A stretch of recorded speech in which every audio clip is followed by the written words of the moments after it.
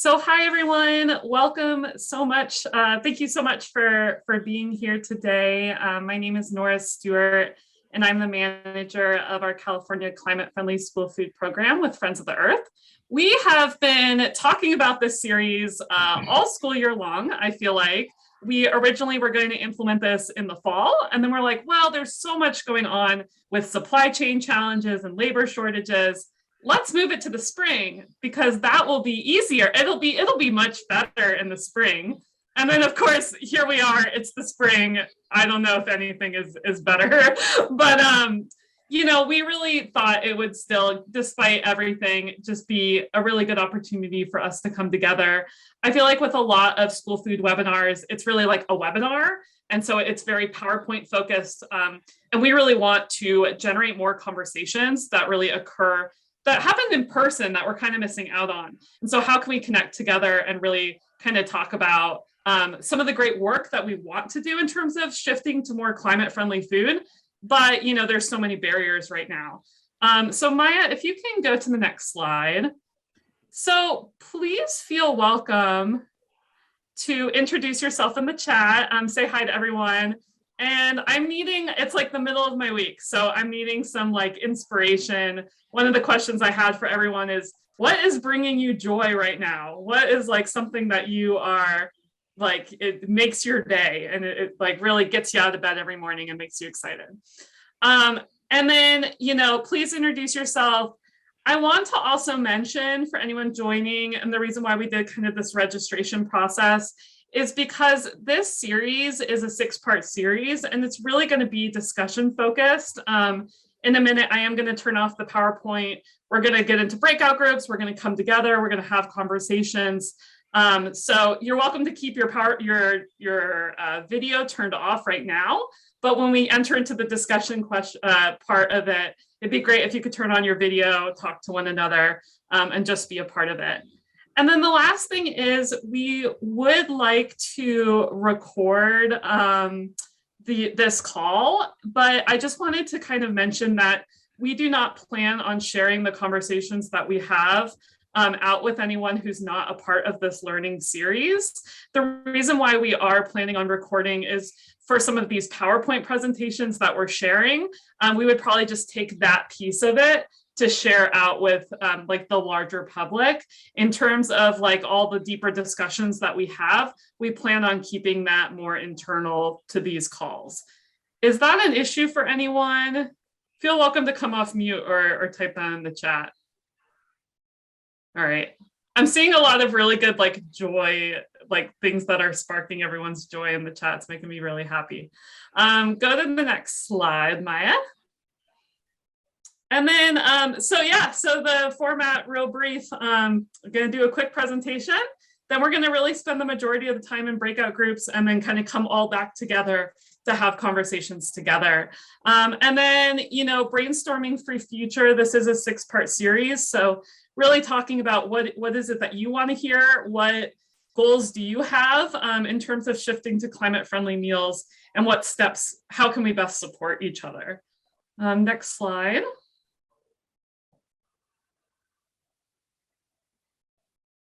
Maybe. Okay. So I'm not alone here. We have several other people from Friends of the Earth here on this call today. And so I was wondering if they could come off of mute and introduce themselves. Emma, maybe starting with you. It'd be great to have you introduce yourself. Yeah, hi everyone. I see some familiar faces and plenty of new ones. My name's Emma Finn. I work under Nora on our California Climate Friendly School Food Program. I support our student and community engagement efforts, and I also support some state policy advocacy work, just being coordinated with our various partners and coalitions. And I'm very excited to hear what you guys all have to say and brainstorm and really support this, this peer learning series. And I'll be helping to host the third session on student engagement and marketing, which I'm really excited about. Great. Leah, do you want to introduce yourself? Yeah, hi, good afternoon, everyone. I'm a consultant with Friends of the Earth working on the Organic School Food Initiative, and it's so great to see so many of you that I know and have been working with. Yeah, I've been working with Friends of the Earth for about 2 years. My background is working with all aspects of local food systems, everything from farmers markets to food access, agricultural education. I've done some advocacy work. So I've worked with several different organizations, and I'm really thrilled to be supporting this project to help connect schools with local and organic food. So that's not just produce, but any and all organic foods. We developed an organic school food roadmap at the start of this project. And so that's a resource, a technical support resource for school districts to utilize. And I'd love that to be dropped in the chat.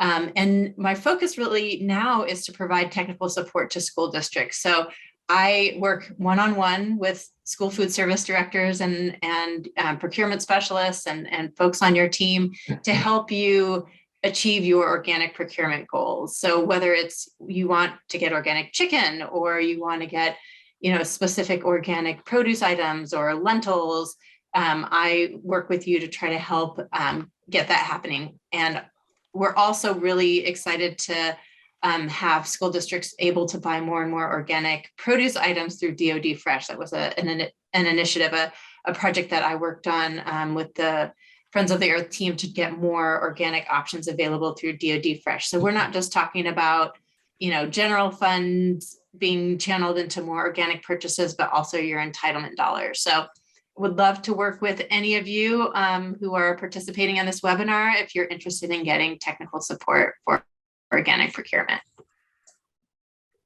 Yes, and I will also mention that our session 2 is going to really focus. We're going to do a deep dive on procurement because that's such a critical part of sourcing climate-friendly food is the purchasing of it. Where do we get it? So we are definitely going to dive deep on that in session 2 as well. And then Lucy, I will turn it over to you. Oh, great. Good afternoon, everyone. So glad to be here and so glad to see so many of my old colleagues here. Great, great, great. I'm Lucy Hicks, and I'm the climate-friendly plant-based school nutrition consultant for Friends of the Earth. So my thing is all the plant-based meals, which I'm loving getting going with so many of you and seeing all the wonderful things that you're doing around those things. I am your resource, so please, I am your technical assistance person that can help you get started, expand, help you with some of your barriers. I'm just really loving this work that I'm doing. I've been in school nutrition for over 30 years, and so I've been around a long time. And I was a former school business manager and then worked as an advocate, which many of you know me from California Food Policy Advocate, and then also worked for a food vendor. So I've been kind of the whole full circle. And I'm really excited about these series because we're going to do some real delving into some of the things that are coming up around getting more plant-based meals on your school menus and getting your kids to enjoy them. So thank you, everyone, for being here today. Great. And then we have one other person who is not on this slide, but she is here today. And she is an incredibly valuable member of our team. And this, unfortunately, is her last week. But this is Maya. I would love for you to come off mute and introduce yourself. Yeah, hi everyone. Thank you, Nora. I'm Maya Cheeve.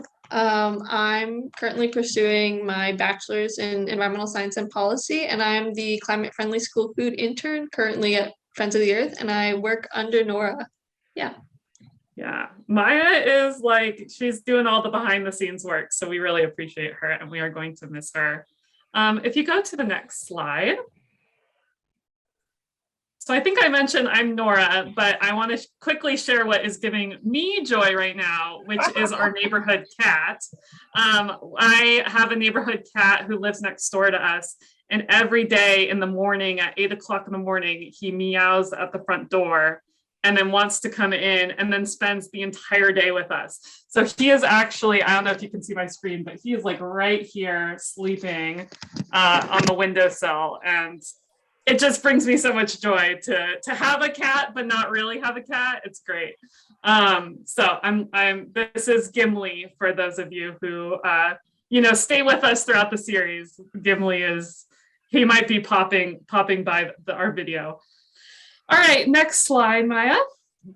Okay, so I'm going to briefly, again, the format, I'm just going to briefly touch on the importance of climate-friendly food, given that this is session 1, just give a broad overview of what is climate-friendly food, what is plant-based, what's plant-forward, why is it important, and then again, the majority of this call is going to be more discussion-based.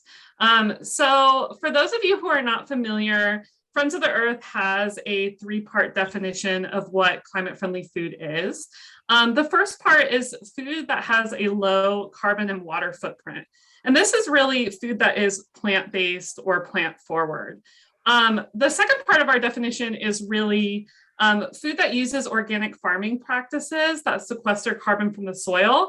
And this is really food that's produced using sustainable production practices, which could be organic, regenerative, or pasture-raised food.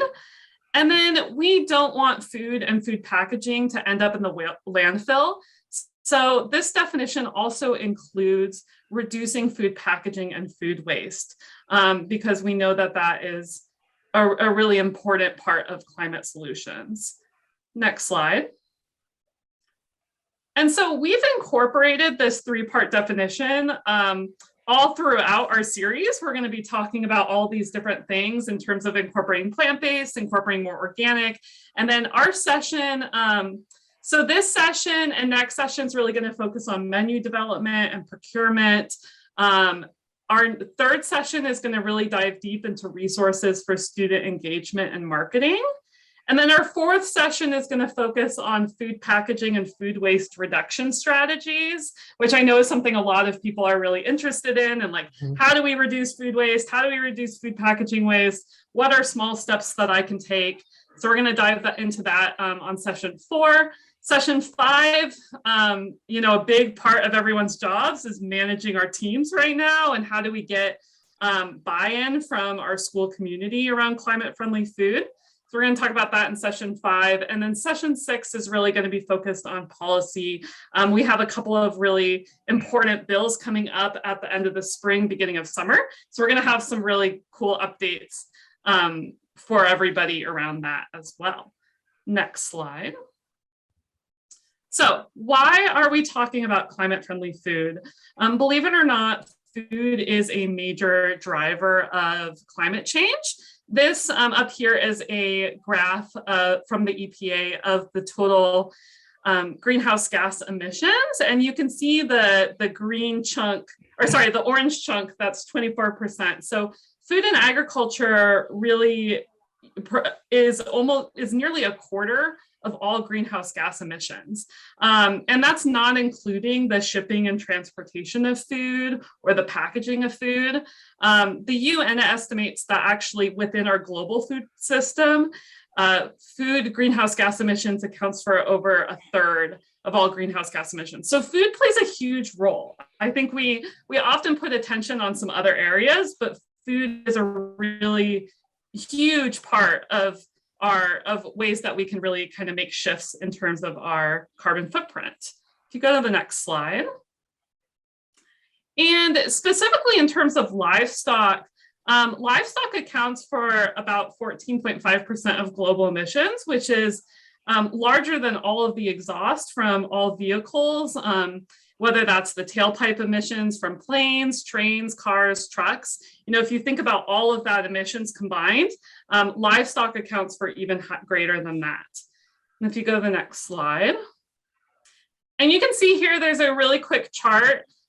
This is kind of the output of greenhouse gas emissions and the carbon footprints of various different food products. And you can see down at the bottom, pork, cheese, butter, and beef have a very large carbon output in comparison to chickpeas or potatoes and tomatoes, all the ones in the green. Like there's such small little outputs in comparison to the vast amount of greenhouse gas emissions that these poultry and beef items really present, and some dairy items.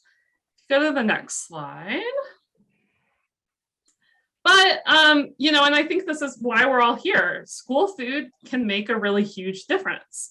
And even just a small shift in replacing one plant-based entree with, or sorry, one meat entree with one plant-based entree can make a huge difference in terms of students' health and the environmental, you know, the environmental difference.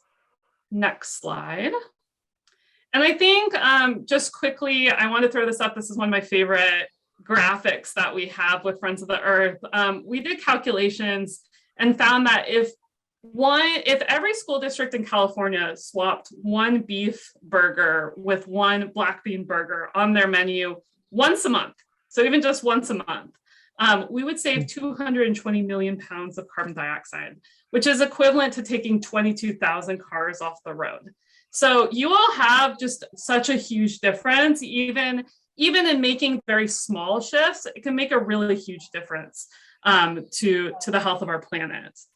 Next slide. And also the health of our students. This is something we hear a lot from food service directors is, you know, how can I accommodate for student preference and really work with the students to make sure that the meals reflect dietary, religious, and cultural needs. So, you know, a lot of students are lactose intolerant, and many students want to have plant-based entrees on their menu so that it's really reflective of their culture and what they're used to eating as well. So we're hearing that more and more across the state, is that there's a huge student preference, and then especially from high schoolers as well. You know, a lot of high schoolers are really interested in how they can impact climate change. So even just showing, hey, our school district swapped, you know, this entree for this entree, and we're saving this amount of carbon emissions every year because we're making that shift. That's something that students are really excited to see and really want to continue to be involved in. Next slide. Okay, so getting into it, just like some high-level background for all those in the know. Plant-based and plant-forward. What in the heck are we talking about? So plant-based is really foods that are derived from plants, whereas plant-forwards are meals that are made of mostly plants, and they're the primary ingredient, but then there might be some meat, poultry, or dairy that's added. So a good example is chili. So a plant-based chili would be a chili with beans and vegetables or maybe some grains, whereas a plant-forward chili would be beans and vegetables, but then maybe a small part of it is meat. But the majority is beans and veggies and other things, more plant-based things. Does that all make sense? This is the first time we're using this slide, so I'm hoping this is clear. Next slide. And then, you know, I also wanted to throw up, you all are the experts here on this call. You all are the ones really implementing this on your menus. I wanted to throw up, some of you might recognize, I kind of stole some of your menu entrees that you have on your menu. These are just some of the climate-friendly options on the left-hand side that are really being offered throughout California with some of the districts that we've been talking with. And so just wanted to kind of give some examples of healthy climate-friendly options. I think on the right-hand side, you know, a PB&J is still climate-friendly in that it is reducing the meat, but it might be a less healthy or less climate-friendly option than something that uses maybe less processed ingredients and more like whole, rich, you know, a variety of different ingredients. So I just wanted to kind of put that up there just to kind of spark some interest and ideas. And we will definitely go into popular menu items in our next session, but we're going to talk a little bit about that today too. Next slide. But of course, we're going to get into it. I know all of you all are experiencing some barriers and challenges in terms of implementing climate-friendly meals. It's just been a tough year, and we know that when I put out the survey of, you know, what barriers are you all experiencing in terms of registering for this call, these are some of the things that we've heard from people. And definitely we understand that this is a huge barrier. And so we want to get into talking about that and talking about strategies to overcome some of those barriers. Next slide. And it's the pandemic. I think I mentioned this at the beginning. I think we really thought that, maybe this spring things would be a little better. And of course, we're kind of still in it.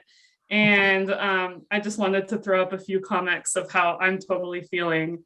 And, I understand, like, there's a lot of burnout happening. There's a lot that you all are dealing with. And so I definitely want to acknowledge that. But I think we decided we still really want to create a space for us to come together to talk about these various different, these different menu developments, since you all are doing such a great job in terms of really wanting to put great options for your students on the menu. So how can we make that feasible, especially in this time? Next slide. And then there are some districts that are continuing to make the shift. I mean, you all are, really doing an incredible job. And I actually, Maya, I'm wondering if you could stop sharing your screen for a second so we can come back all together. I was wondering if, before we go into breakout groups and we kind of talk about what everyone's doing around climate-friendly meals, what their goals are, what you want, like what challenges you're experiencing, I'm wondering if anybody is brave enough to come off of mute and maybe just share, like, what are you doing at your school district around shifting to more climate-friendly meal options? Is there anyone that wants to share? Kelly, I see your hand, and Alba. Okay, great. Kelly. Hi, I'm Kelly Moffa from Long Beach Unified School District. And we've been trying for a long time to bring in, more plant-based meals, but we've really made it a focus over the past year. And we have a long-term plan. And so this year we brought in a veggie burger. We also plan to bring in a vegan burrito and some other options, but we ran into some procurement issues, but we're going to try again this year. And so right now we're looking at some plant-based, like faux meat crumbles that we can put in our house marinara sauce, make some veggie tacos with, and some vegetarian chili. We're also looking at vegan chicken nuggets. And we're looking at some chickpea spread that we can use to make like a little crudité platter for our students to have in their supper program. So those are all the options that we're looking at right now. Like I said, there's always procurement challenges and hurdles in front of us, but we just keep trying to stay positive and trying to help our vendors. A lot of them, they don't know how to tailor their products to school nutrition programs. So we're just trying to have a collaborative relationship and help guide them in the process. Thanks, Kelly. I think we have Plant-Based Food Association, and I think on this call, and I think Miguel, I hope that I appreciate that you're here, because I think for our session 2, we're really going to dive deep into that procurement and like, where do we get meatless crumbles, and how do we source this, and what is it that we're looking for? So that's what definitely our goal for our next session for sure, because we hear that all the time. Yeah, Alva. All right. So first, let me say that if there is loud barking, there's 2 dogs behind me, and the minute I take off and start talking, as you can hear, they're already up and they want to start barking. So I apologize up front. So at Palo Alto, we had a student group actually create a petition requesting more plant-based entrees. And so I met with that group, I surveyed with that group last week. We took turns in the lunchroom and came up with a design for what we're calling it the specialty bar at this point. And it's basically a build your own kind of bar. And the overwhelming factor that came out of our conversations with this high school group was that kids want to have the ability to make something that is cultural, religious, whatever their needs are.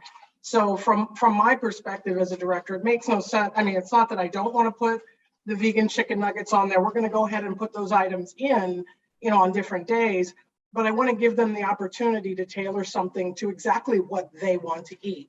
And I'm just going to try and rotate the items that they're all asking for that I can actually source. And so Wednesday will be our first pilot of this bar, and the kids get a choice of 3 different grains. So we're starting with brown rice, lentil pasta, corn tortillas. And then for the meat, the kids requested that there be a meat entree, a meat on there, because they don't want to be isolated. So we're doing a seasoned chicken, we're doing tempeh, and we're doing jackfruit as our 3rd choice. And then we're doing roasted broccoli, seasoned cauliflower, and sweet potatoes. So within that, you get a choice of 1 grain, 1 protein, and 1 vegetable. You have your complete meal right there. But then in front of that, we are going to have lime wedges, chopped cilantro, sliced radishes, something where they can doctor it up and make it their own. Pico de gallo, crushed red peppers, tamari sauce, and then of course milk and fruit, because we have to offer all of the components. So the kids are just jazzed. I mean, they are in, I think they are emailing me daily. I got another set of emails this morning. What else can we do? What are the next steps? They're promoting it.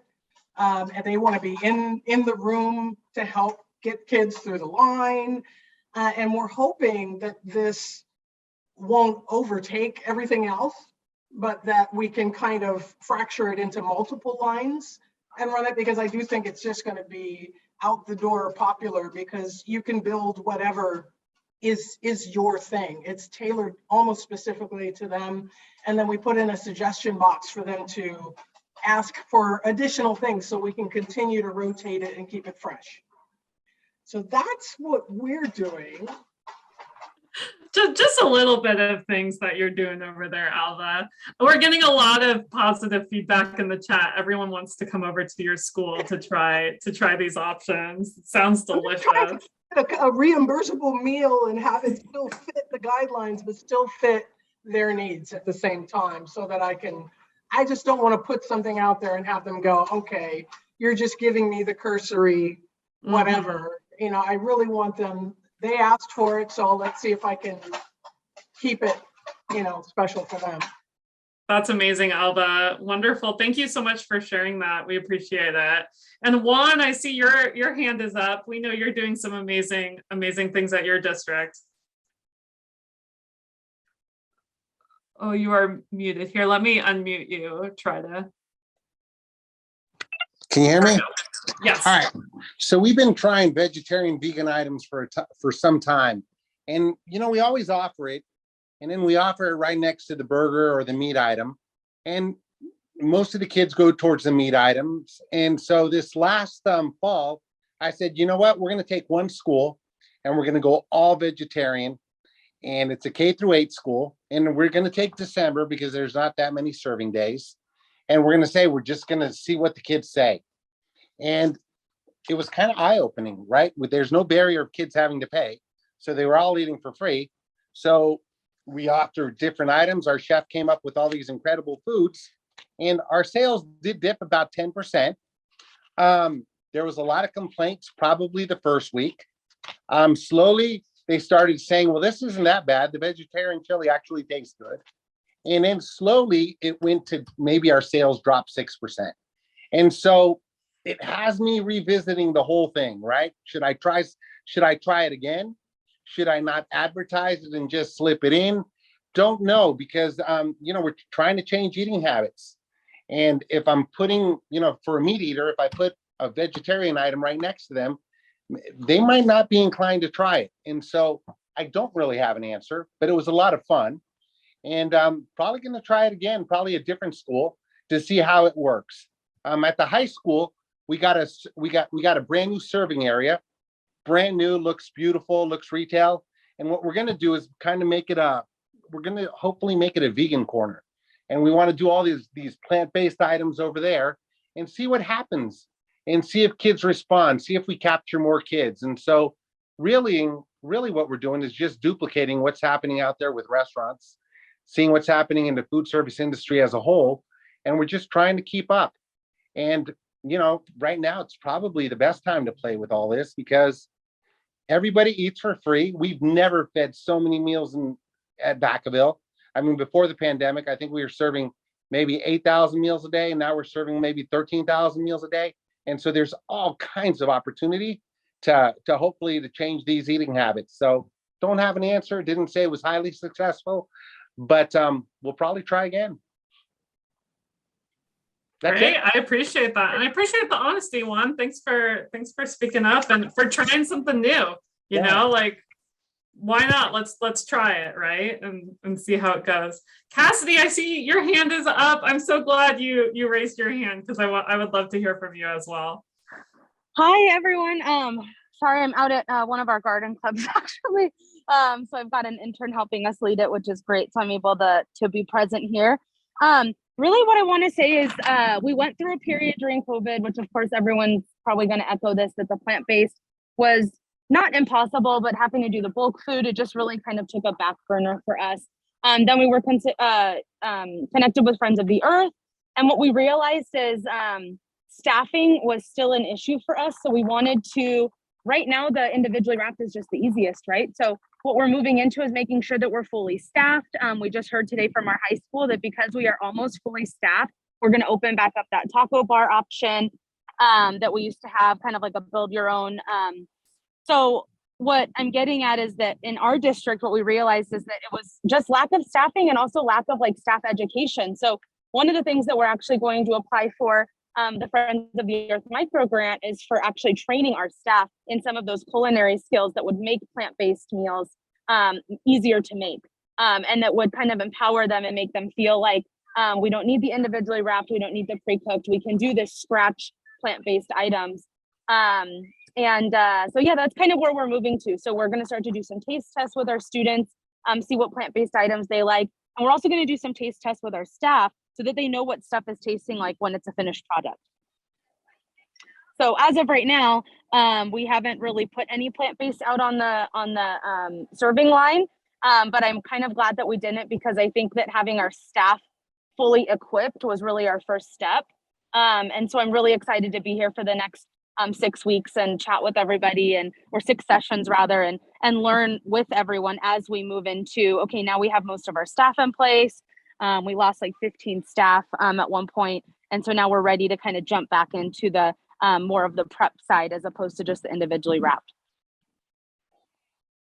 Yeah, thanks, Cassidy. I appreciate that. And it was a good plug for our plant-based micro grant. Just like that naturally happened. So I put in the chat our application for our plant-based micro grant. We know that there are some financial barriers to implementing new plant-based options. And as Cassidy mentioned, getting staff training and getting staff onboarded. So I just hopped the link in the chat. We have small micro grants of up to $3,000 available for school districts that want to implement plant-based. And Kat, I see you raised your hand. We featured your lovely picture. I just wanted to share with you guys, this is a really good book, Vegan in Volume by Chef Nancy Burkhoff. I don't know if you guys use it. They're really, really good recipes. Some of them are tried and true in our kitchen. There, Michael's got it. There he is. All right. So it's a really good book to try out. And we're trying to get more organics, thanks to Friends of Earth. Nora asked me before to kind of share, and I'm like, I'm going to disappoint you, because we don't have a lot of items, but for the last 10 years, we've been working with our food hub to get seasonal produce, which has been really great. Right now, we have the best organic navels and kiwis. We're going to get some blood oranges coming up, and the kids love it. It doesn't end up in the trash. But one thing I want to put out there, food for thought, since everyone here has the same mission, is that there's a comment period coming up with USDA for whole grains, sodium, and milk. And right now, sodium is a big one. We're trying like the rebellious chicken nuggets in March, the vegan chicken nuggets. But with the targets that are coming with sodium, we're not gonna make it. They're too high. And we try to stay away from processed vegan options. Kids love them, but that's one of the reasons, is that the sodium is not going to meet the targets. So I really encourage you to send in comments if you agree with it or disagree with it, but just hearing from you would be important. The other item that I want to kind of put food for thought for all of us is, I'm a dietitian. The nutrition principles I was taught is we offer food, we don't force food. I think offering fruits and vegetables, what Michelle Obama did was amazing. I think, though, we need to get away from forcing kids taking fruits and vegetables.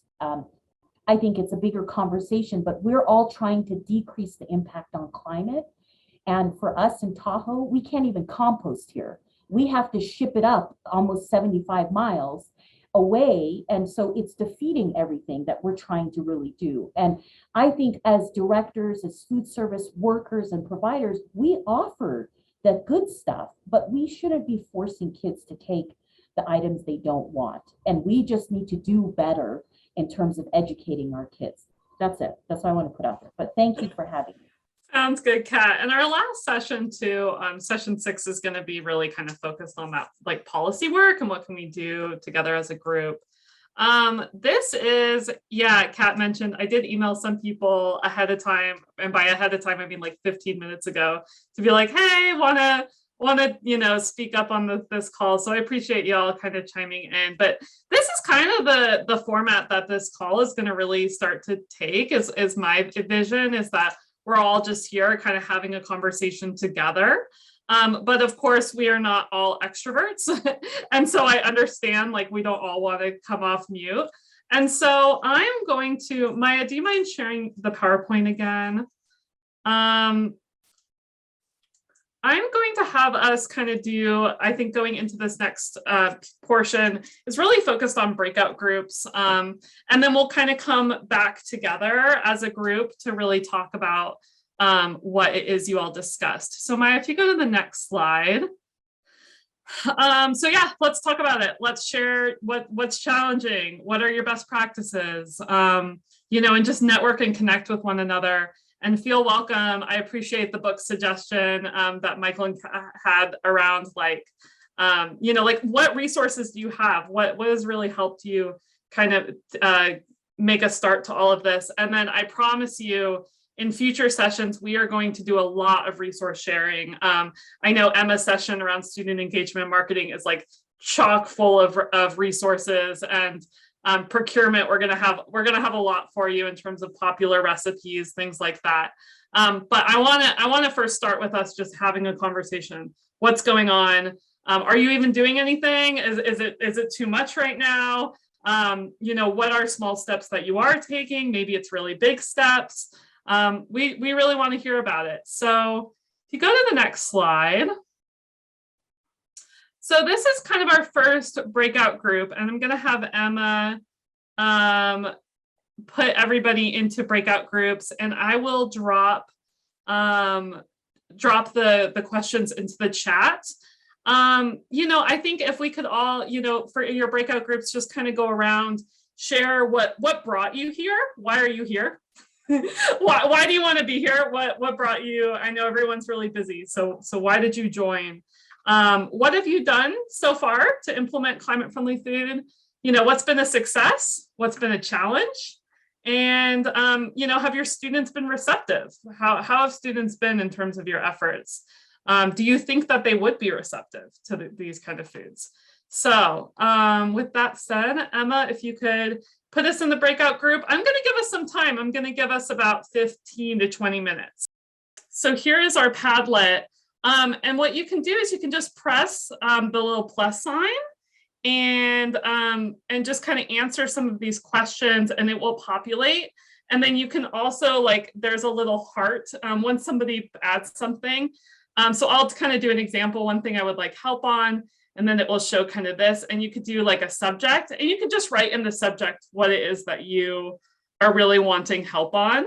For the one goal I want to work on, please put your name, because we want to really help support you. So I'd love if you all could kind of take some time and fill that out as we kind of wrap up. And Michael, I see that your hand is up, so I want to make sure I answer your question, or you want to come off mute? No, you switched topics. So Oh no, I missed you. Well, this is a 6-part series. So we are going to be meeting every other Wednesday. I felt like every Wednesday was a little much, so we're going to do every other Wednesday. It is going to be very formatted in this kind of style of conversations and discussions. We are also planning on opening it up. Oh, great. I'm seeing some stuff populate. That's great. Continue to add to that Padlet. I would appreciate it. Yeah, and then in terms of inviting people, if you know anybody who would be interested in the peer-to-peer, this series, we would love to invite them. Emma, can you drop the registration link into the chat? That would be great. That's the Padlet. Yeah, Emma, if you could drop the registration link. What we're going to likely do is kind of open it up there were a few people who really wanted to attend, so we're going to kind of open it up for anyone else, for our next call. But our hope is actually that we can kind of create a cohort of some sort where we're kind of seeing the same people that come. So after session 2, we might kind of close it off. We're still up in the air. I'd love to get your feedback on that. But I think we might really kind of limit who's involved so that it's kind of the same people that show up to these calls, and we're kind of getting to know each other and really continuing to have conversations together. So I hope you will share and let everybody know about this. And just a few other announcements that I have as we kind of wrap up is we do have our plant-based microgrant program. So Friends of the Earth knows that financial, there can be some financial barriers to putting plant-based on the menu, whether that's you need small kitchen equipment or you want support with student taste testing. I know there was a group that talked all about taste testing or adding more, staff training. So we have small microgrants available that are up to $3,000. They are due at the end of this month, so applications are due then, and we will be then evaluating and distributing those funds. I tried to make that application as easy as possible. I know there's a lot going on everybody's plate, so if you look at the application, you're like, oh no, feel welcome to email me. We can help you out. We want to make it easy for you. But essentially, if you want to add plant-based items to your menu and there is a financial barrier, please, submit an application and we will work with you and really try to help support you. So I'm seeing a lot of things kind of populate. And I would say if there's anything on here that really resonates with you, like you really feel like, oh yeah, me too, feel welcome to hit that heart button underneath. And then if everybody could also add to their goals, or drop into actually, if you could do this final column on the far right side, one goal I want to work on during this series, if you could kind of drop in, what is it that you really want to implement, that would be fantastic. So here's our microgrant. And then I'm going to go into one of the things that we are going to, so I guess plug for next session, which is not next week, but the following week. This is going to be, yes, we'll have discussions, but we're really going to do some resource sharing around menu development. What are popular plant-based menu items? How do you start incorporating climate-friendly meals on your menu? And then we're going to really spend some time talking about procurement and really talking about what products that you use to help support your meal program that have been successful. I was out, one of the breakout groups was talking about plant-based tamales that they're using. And so we want to do some resource sharing around what are products that have been really successful and how do you source them. So we're going to talk about that. But Friends of the Earth is also collecting plant-based recipes. So if you have a plant-based recipe that has been really popular with your students, please fill out this form. We're hoping to kind of generate and promote the work that you all are doing around implementing plant-based recipes and adding those to your menu. So I think Emma has dropped that into the chat, and we encourage you, if there's something that you are excited about that you've put out on your menu, please fill that out. And then I don't know if you all have heard, but CDFA Farm to School, they wanted me to announce that they have $30 million available for Farm to School funding. That is a lot of money. So it sounds like they have a lot of money to give. They have put out the RFA for public comment. They put that out yesterday, and they are looking for public comments on that application through March 7th. Following March 7th, they plan on releasing that grant application for you to fill out to receive funds. So if anyone is interested in looking at that Farm to School funding, taking a look at what that RFA looks like and providing input, please feel welcome to visit the website. And yeah, and then we have our next session will be held on Wednesday, March 2nd. Please mark your calendars. Also, you know, we're kind of doing a different thing around calendar invites. So if you are not getting our calendar invites, please write a message to Emma in the chat, and she will definitely make sure that we put you on that calendar invite. We want to make sure that you have that on your calendar so that you can come to session 2.